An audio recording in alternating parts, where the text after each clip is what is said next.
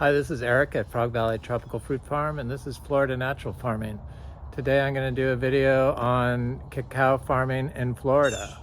Theobroma cacao is the Latin name, and we have over 100 seed-grown cacao trees that I've planted here, all growing naturally. Three different varieties: Criollo, trinitorio, and yellow ribbed. And here's a trinitorio that's going to be 3 years old in probably February, this next month. And it's probably the only one that gets a little protection because it's near the house, so the temperature stays probably a little bit warmer and it's protected from wind. But it has new growth on it, and we don't water any of them, and we've never watered any of them. We just start them in our compost and plant them when they're about 3 inches tall. I've done videos on it, so it's not really compost, it's more topsoil that's made from our daily manure, I call, but it's really mostly grass hay with some urine in there, and about 20 pounds of manure in 100 pounds of grass hay. So it's mostly carbon with a probiotic in the manure. So this tree started flowering for the first time last year. I expect this tree is going to set fruit this summer. So I'm very excited about the trinitorio cacao because it came from an extra large variety, and so I buy all our seeds from, well, except for the seeds that I produced here. I bought all our seeds from Montoso Gardens in Puerto Rico, and I've been buying stuff from him since I've been in Florida for 12 years. And with cacao, you need to buy the pod because the seeds need to be fresh, but the cacao pods are very cheap from Montoso Gardens, and one pod will give you like 50 seedlings. And so that's what I've done, and I've been experimenting here for 8 years. We've been here growing naturally. We used to be a biodynamic certified farm and an organic certified farm, but it just became too much for me, all this certification paperwork and inspections and stuff. And I do videos every other day, and I tell people what I do and what I use. And I think everyone that's watched my videos knows that I'm probably the most paranoid person there is when it comes to pollution in food. This is one of our daily manures. This is a Inga spectabilis tree that's like got flower buds all over it, and it's actually starting they're starting to open, so that's exciting. I expect we're gonna get cacao or ice cream beans soon, so I'm gonna go look at cacao. So it took me a while to really figure out how to grow them successfully, dry farming them in Florida. I considered cacao my biggest accomplishment as a grower in Florida, because after years of playing around and trying to figure out how to do it better and what's going on, and trying to learn everything that's going on with the soil and compaction and just everything, I finally feel like I've perfected a way that is totally foolproof and guaranteed for cacao success. So here is one of the latest cacao that I planted, and this is a Criollo cacao. I can't find a difference in the cold sensitivity between the Criollo, the trinitorio, or the yellow rib. They just are not cold sensitive down to freezing, basically. And we've had cacao fruit, our one fruiting tree that we have right now, because we are young, and I grow a lot of different other trees, lots of variety in here. I have bananas in here, I have citrus in here, I have Lindero, a Garcinia Lindero in here. I just put everything together and let like natives trees, and the key to our success is not disturbing the soil, so I try to stay off of it unless I'm harvesting or applying a daily manure or doing a video like I'm doing now.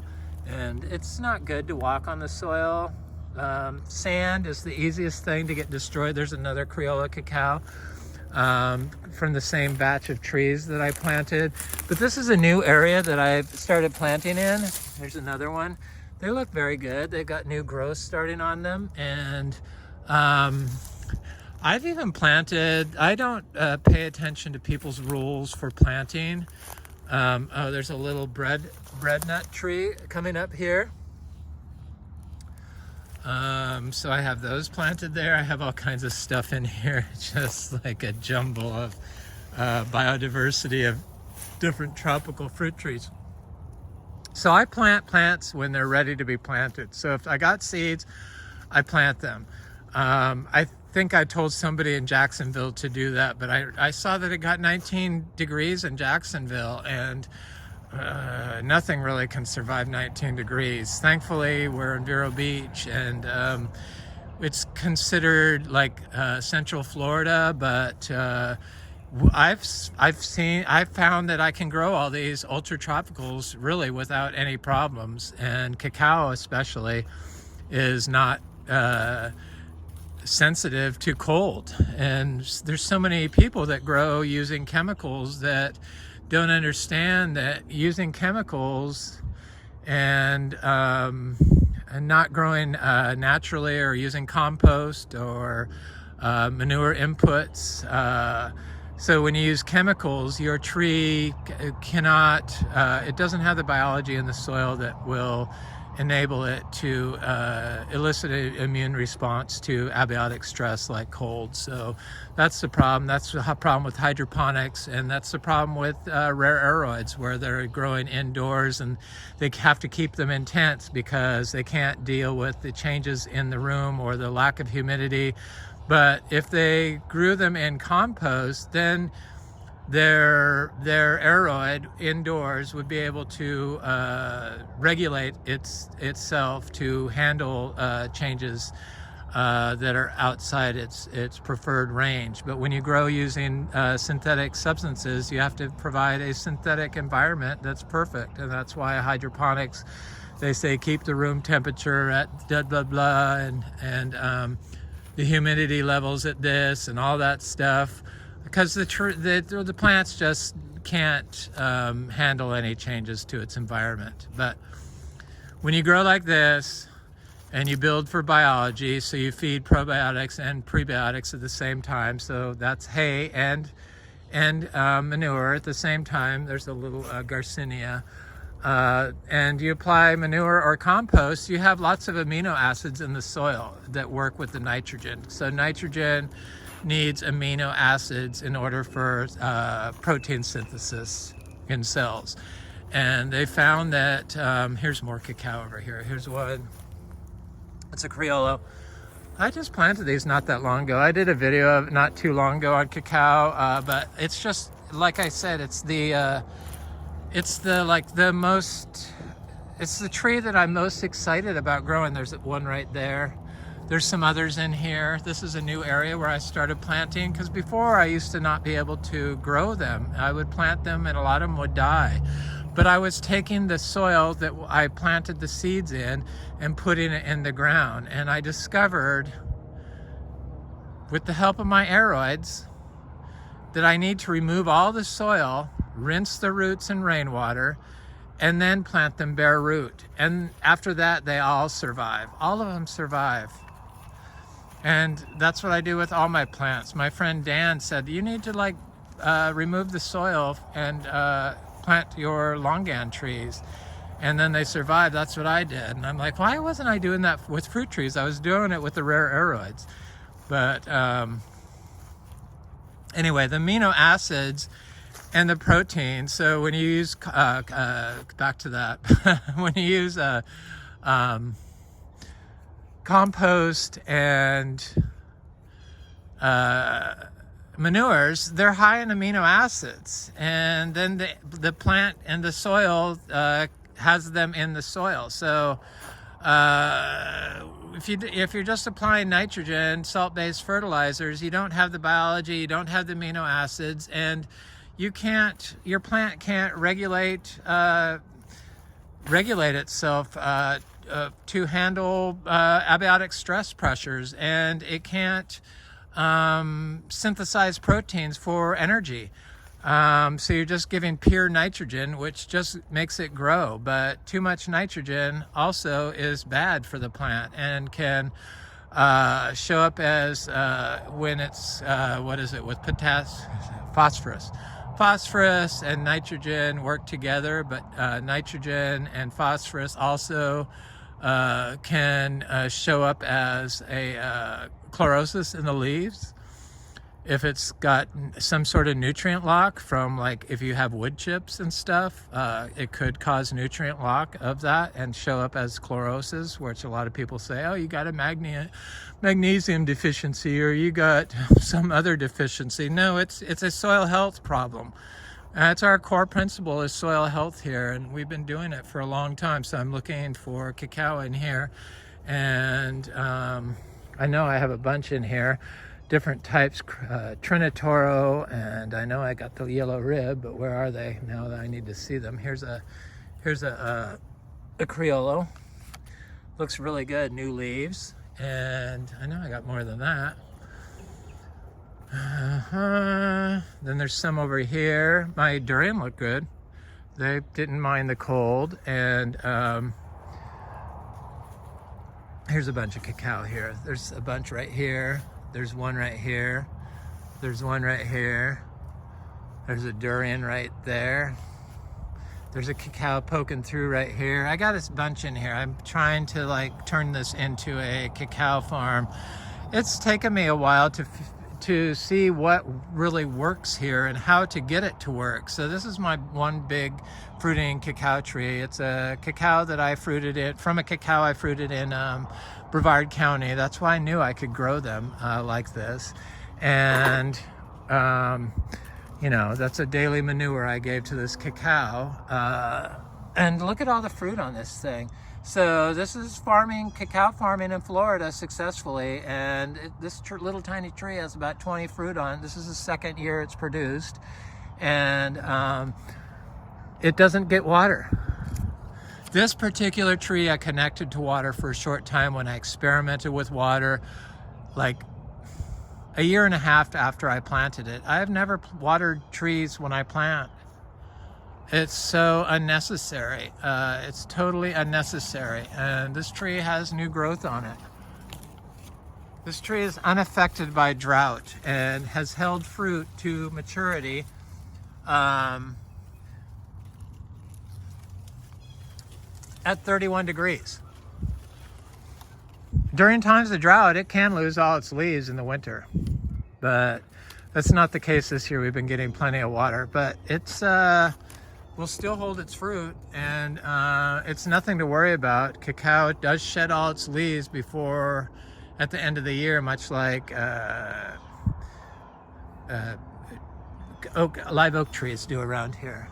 I didn't see that fruit there, but I expect this fruit is gonna start turning yellow next month, and this big one, and then these others will follow.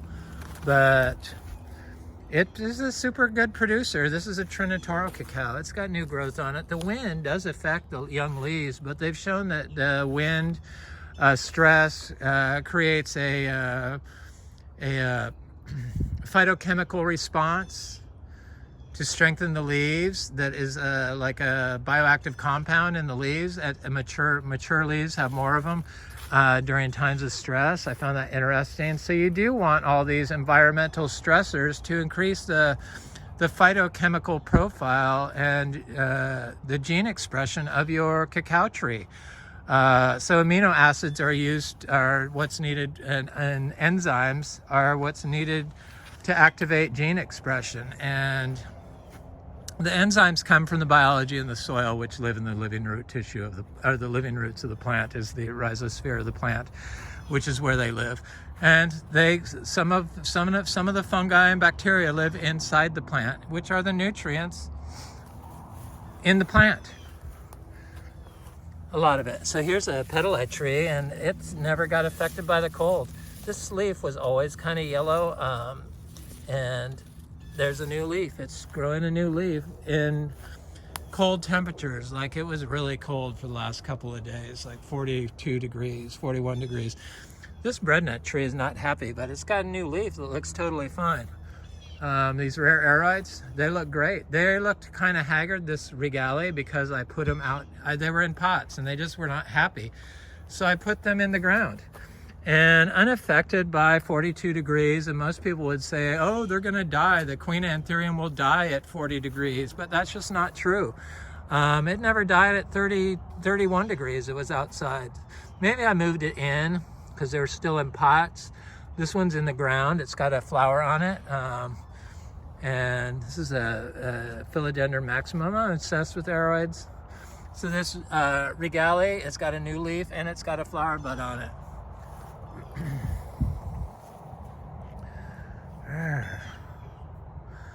So I'm gonna go look at some more cacao. Oh, there's a cacao, Criollo cacao. I got them all everywhere. I also have in here, I have Garcinia mangostana. So Garcinias, seems they're like that Gluciaceae family of plants. There's a cacao right here, I see. Probably hard to see. I know I have one around here somewhere. I got little Aroids planted in here, but I know I also have some cacao around here. I wish I could see them, but I can't. Where are they? So the Garcinias are like, they are a powerhouse of phytochemicals, of bioactive compounds that, peptides, all these amino acids create peptides, which are the building blocks of life, and the proteins. So peptides are what is a lot of for metabolic metabolic health field right now. It seems to be a big thing.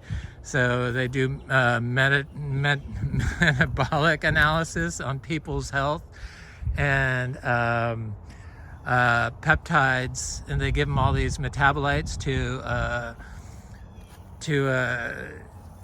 and enzymes, I guess, to get their cell functions to work better. Because this is a Monstera Burley Marks flame in the ground.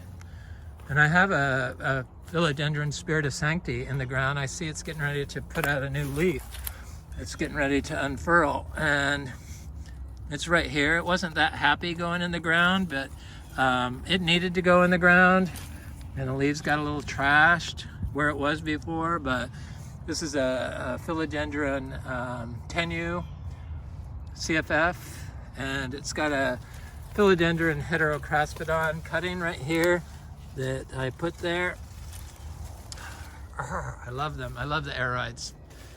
So anyway, the peptides are what repairs cells, mitochondria, repairs mitochondria damage. So when you grow trees in plastic pots and from seed, and you give them chemicals, it damages the mitochondria of your plant.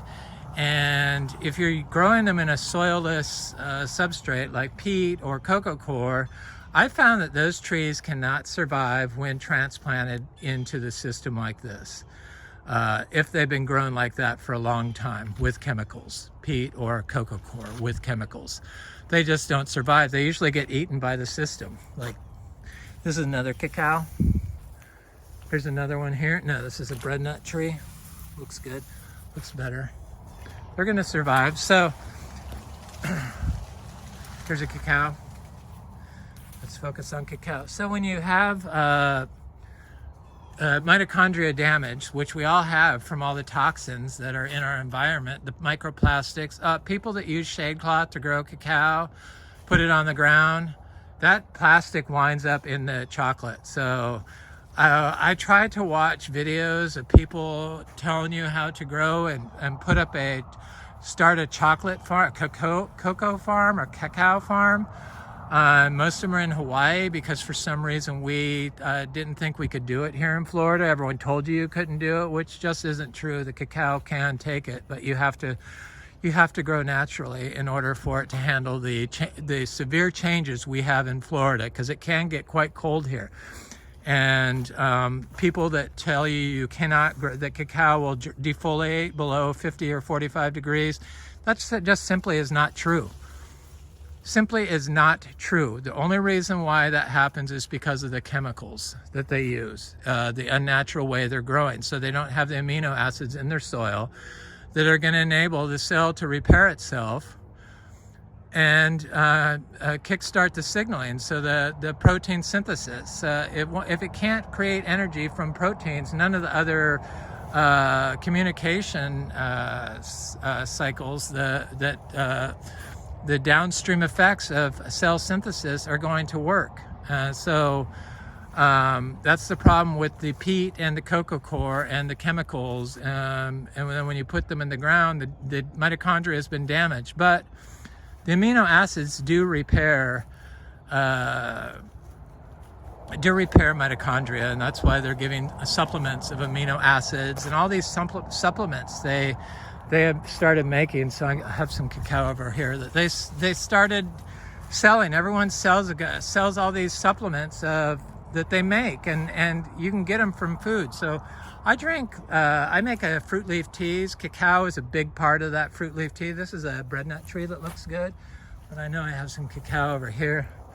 There's one right here. Thought there was another one over here. I'm sure there is, but I just can't see it. I'm going to start spreading them over here and here with my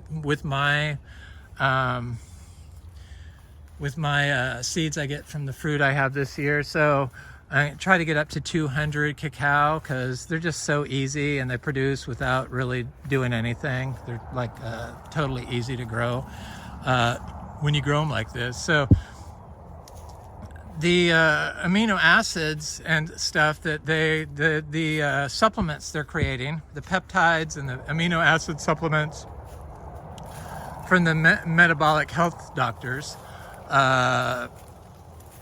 they fail to tell you that all plants contain all these amino acids, except I'm vegan, organic vegan, and I only eat whole foods. I do not eat at restaurants. There's a cacao. And but they fail to tell you that all these plants contain all this stuff. So I make fruit leaf teas, and I try to get at least 45 different fruit leaves, one leaf from everything. So I definitely get a cacao leaf, and they have all kinds of bioactive compounds and amino acids in their leaf tissue. So all this stuff that they're getting. This is a trinitorio cacao that looks very, very well. Can always tell the trinitorio, the leaves get so big. And I have some others over here, but I'm not going to walk through that mess. They fail to tell you that you can get all this stuff from plants. But you have to eat a diverse variety of plants that are raised as close to natural as possible. Probably the only healthy form of store-bought produce that you can get is truly healthy is the biodynamic certified, Demeter certified produce, but you can't find it. And so you really have to know your grower or grow your own and try to do it as close to nature as possible. But all these foods contain plastics, which disrupt pathways, metabolic pathways, metabolic function. And it's really scary how plastic is just totally ignored by the agricultural community, and they're putting it on the ground, they're putting it in their compost, they're starting their trees in plastic pots, and it's creating a food that has the potential to cause mitochondria damage to you and affect your health. And I have been experimenting with the teas, and I had got off the teas.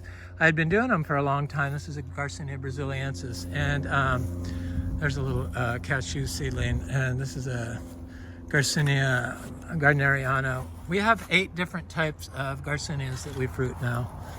And experimented with the teas. I do put a pigeon pea leaf in there, and I put a black sapote leaf in there. I definitely put bidens in there, which is a HEPA-protective bioactive compound in the bidens, so it protects your liver from damage, and also restores colon. So there's all kinds of different phytochemicals in these leaves, and amino acids, and polypeptides, and everything that you can get from food comes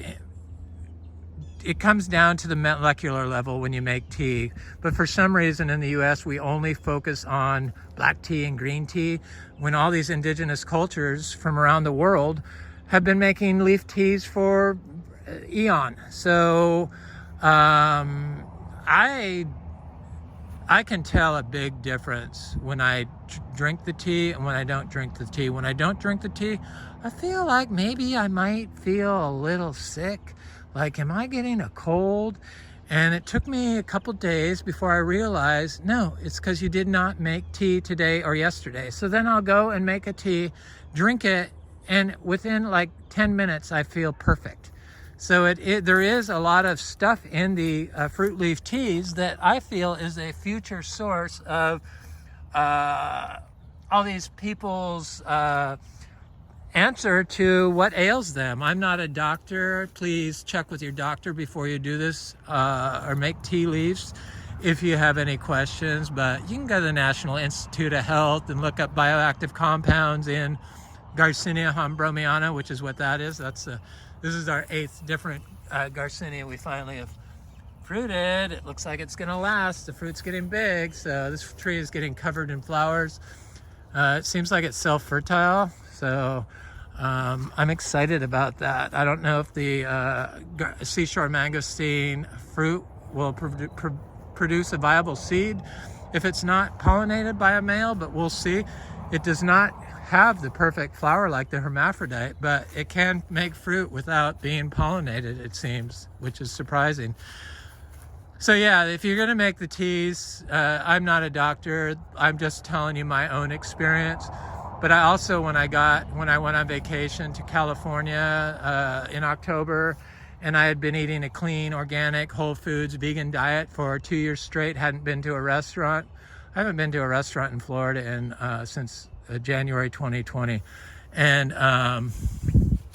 because it was they were affecting my health and making me obese. And so this is the male hambromiana tree. It's getting ready to bloom. It looks like it's going to do a droop of blooms, more than one. This was the one with red flowers.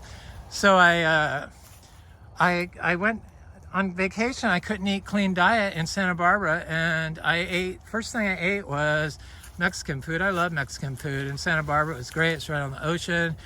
But I had all these chips, probably GMO chips, and then I ate all this other stuff.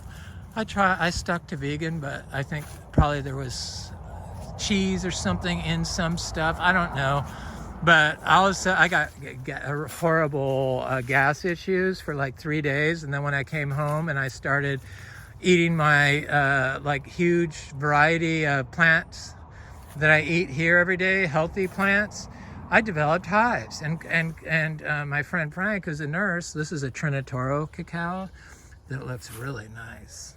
New growth, new leaves, unaffected by 42 degrees. 41 degrees, whatever it was here, it was unaffected. So you can grow them in Florida, and you know, we're in Central Florida, so it's not like we're in Miami. It can be done here. You can grow and farm cacao here, and you can grow and farm cashews, and you can grow and farm, I have some cacao over here, grow and farm coffee, it seems. It's just bizarre. So I got hives really bad. So my friend Frank's a nurse, and his wife's a nurse, and he told me to drink some antihistamine tea, and I'm like, oh, I need to start drinking my fruit leaf teas because, you know, surely all the stuff in there. So I made a tea, and it cured my hives like instantly. Like within 2 days, they were all gone. And I've been drinking them every day since then. And a couple of days I wanted to stop to see what would happen. And what happened is I start feeling a little like I'm like not perfectly healthy, like I'm a little off. I start feeling like I'm 62, which is how old I am. And I usually don't feel that way. I usually feel great. This is Luke's Garcinia. It's looking good. We have some that are like of size to fruit. So we're up to 440 bananas. I've done 440 divides of ice cream bananas. This is one I just did. I chopped the top of the leaves off when I plant them this big because they will blow over. And so I love bananas. We have bananas pretty much every day now, but it took 400 of them. Here's one I just did to get up to that number. So in here I have, so the fruit leaf teas, because of all their phenolic compounds, amino acids, the peptides, all the beneficial bioactive molecules that are in that you get from fruit leaf tea. Probably making a sun tea is better than a almost boiled tea. I don't boil my tea, but sometimes I want to have the tea quick, so I don't make a sun tea. But I imagine making a sun tea is the best way to do it. And I have experimented with freeze-drying leaves and dehydrating the leaves. Dehydrating the leaves, I feel, made a more flavorful tea. And there's some grass that my friend Scott is going to give me. I went to my friend Frank's, one of his farms yesterday, and he's like started planting all these plants on. He has 2 10-acre farms and a 5-acre farm, and he's got a 5-acre farm planted, and now he's working on his 10-acre place. And so he started working on a 5-acre section, and he's got all these little trees planted in tall grass.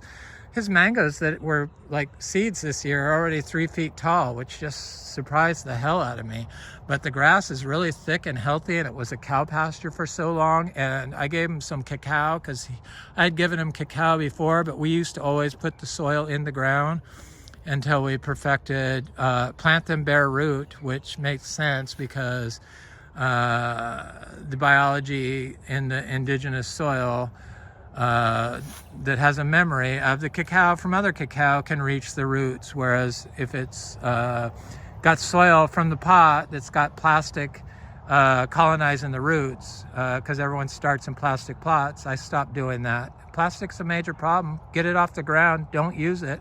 Sorry I talk about it, but it is a major problem. People get offended. I got some nasty comments, and I know that's because I mentioned to people that their plastic mulch and their plastic tunnels and their plastic insect netting is detrimental to microbial life in the soil and causing plastics to be uptaken into the produce they're making. So they don't like that, but people need to hear it.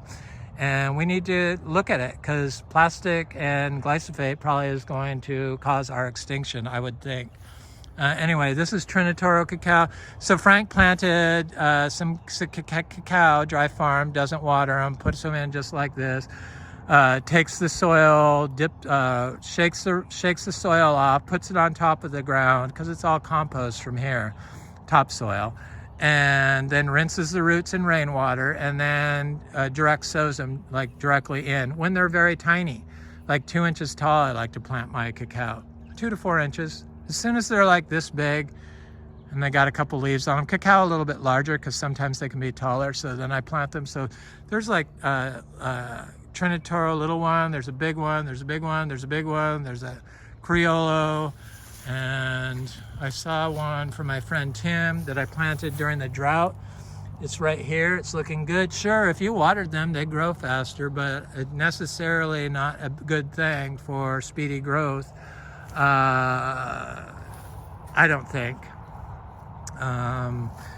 There's a jackfruit that's looking good, seed-grown jackfruit. from my friend Tim. So I have some in here, and I'm going to try to see them while I'm... They're kind of hard to see in this tall grass. Trees do grow right up out of this grass, so sometimes it could smother a tree. This one has new growth on it. There's a bunch in here. There's some over here. Where are they? Here's one. This is one that was planted during drought. I'm gonna get some more through here. I'm just gonna fill everything in with cacao from all the seeds I'm gonna get this year, the yellow rib. There's a cacao. There's a cacao. There's a new banana I planted. Then I need to get some more over here. So Garcinia mangostana, so yeah, the cacao, they all grow this way. You don't have to worry. Cacao farming in Florida is very, very easy. It's just management, and I just am confused why nobody's figured this out before. It's kind of bizarre to me. It's that freaking easy. This is a trinitorio cacao. I mean, a lindero cacao, or no, cacao, Garcinia lindero that looks great. And I want to look at this mangostana, Garcinia mangostana, totally unaffected by cold weather or the soil, which was two things that everyone said you couldn't grow it because of that. But as you can see, no problem. Seed grown, super fast growing here now because of the epigenetic changes to our soil. And I know that it's successful because it aggregates. So if your soil is not aggregating, like just you got compost, that's not soil aggregation. Soil aggregation happens from living roots. You can't get it from compost generally, very little. And you know, we do use raw manure, and a lot of people get freaked out about it. You can do it. All you have to do is wait. Well, first of all, E. coli and diseases like that don't transfer into fruit from perennial tree crops, but there are rules against applying raw manure. And when I say raw manure, we are not growing in a CAFO situation. So they're not confined animal feed operations.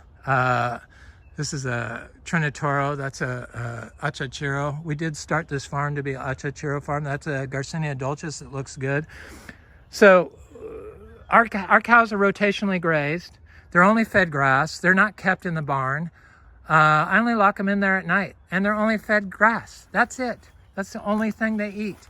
And you get a problem with the manure and the E. coli when you have an out of balance confined animal operation, and then you keep big, huge piles of manure, which is what I hate to say it, but they wanted me to do to make compost. But you know, when I was certified, but I said I wasn't going to do that, and small piles works, and that's what I've been doing. This is that Garcinia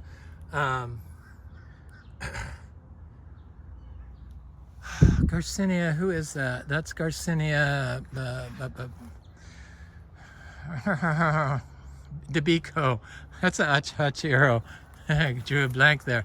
There's a citrus. I plant everything together. This is a hermaphrodite Garcinia MB tree, Garcinia livingstonii, one of our 8 fruiting Garcinia species we have here. 8 different species of Garcinias, all being dry farmed, all growing naturally, successfully fruiting here. I predict we're going to have all 15 of our 14 or 15 varieties of Garcinias we have growing here fruiting within the next 5 years. For sure, we're going to have these 100 cacao fruiting within 5 years, for sure. I can wait. Fruit tree game is a slow, long process, but I've learned to be patient. And thankfully, we get a lot of fruit from a lot of our other stuff, and we do have 8 different types of fruiting Garcinias. So I have a achachiro season to look forward, and then I have a big cashew season to look forward to. This is an achachiro tree. We have 500 different Garcinia humilis. There's a big one right there. That's going to be one of the next trees to fruit. I'm going to put some cacao through here. I've got, you know, they grow everywhere now. They before they wouldn't grow, but I feel I have it down.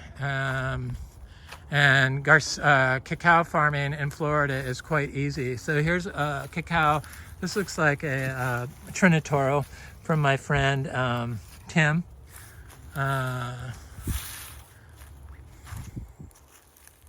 have some more. Where is it?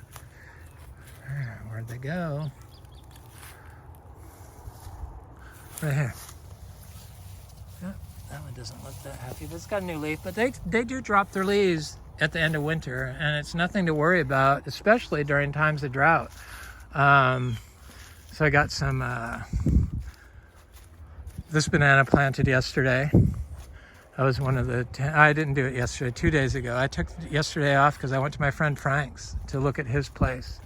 And here's my daily manure I put next to my when I say manure, it's not like a CAFO manure. This is like all encased in hay, so it's pretty much everything is captured. A lot of they feel like the manure is contributing to global warming because of the gases they release, but when you're growing your cows correctly, you have a living orchard floor, and you are only dropping 20 pounds per day, which equates to 29 pounds of nitrogen per acre per year.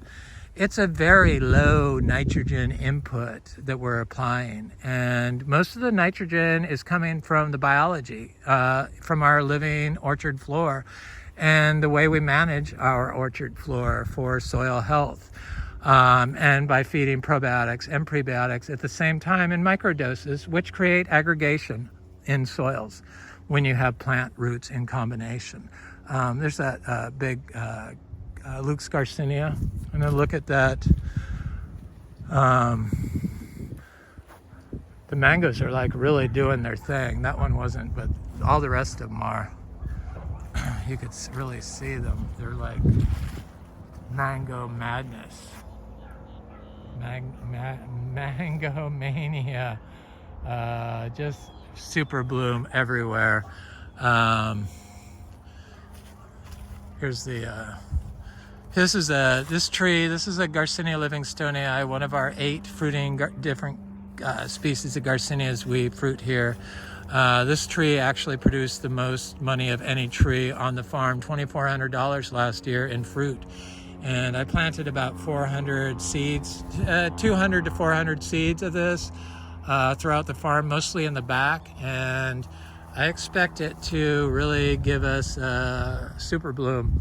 So I finish about there are rules against applying raw manure and then selling food to the public. So you have to wait 120 days after you apply it. So I applied this a while ago. In fact, this has grass growing in it. That's once the weeds and stuff start growing in it. And you really can't see any manure.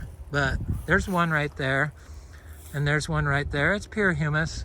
You can break that dried up manure down, rehydrate it in water, and start seeds in it successfully, and do cuttings of tropical fruit trees directly in it, rehydrated. But I don't see this beautiful tree flowering at the moment. Anyway, that's cacao farming. Theobroma cacao in Florida. 100, I didn't show 100 seedlings, but they're all seed-grown trees. Even our producing tree, cacao tree, is a seed-grown tree, and all growing naturally and all being dry farmed, and zero protection from cold. The protection is your soil health. That's where you get your protection. You can't get it from salt-based fertilizers or spraying fungicides. It's just impossible. Anyway, this is Eric at Frog Valley Tropical Fruit Farm. This is Florida Natural Farming. I hope you like, share, and subscribe and comment. I always like hearing from people. Thanks for watching. Have an excellent day.